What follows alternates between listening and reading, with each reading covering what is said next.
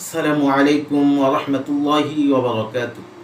আজকে এমন একটি দোয়ার কথা বলবো যে দোয়াটি তিনবার পাঠ করলে অর্ধেক দিন পর্যন্ত তাসবিহ তাহলিল করা থেকেও বেশি সওয়াব তার আমলনামায় আল্লাহ পাক রব্বুল আলামিন দান করবেন। সুবহানাল্লাহ।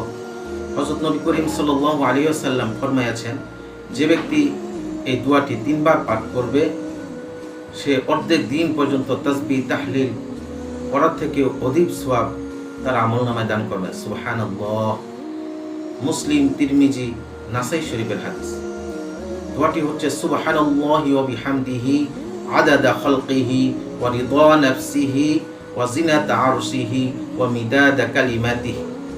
আবার বলছি, সুবহানাল্লাহি ওয়া বিহামদিহি আদাদা খালকিহি ওয়া রিদা নাফসিহি ওয়া জিনাতা আরশিহি ওয়া মিদাদা কালিমাতিহি।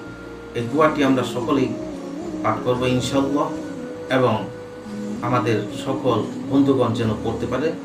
আমরা এই ভিডিওটি বেশি বেশি শেয়ার করব। সকলে সুস্থ থাকবেন, ভালো থাকবেন। জাযাকাল্লাহ।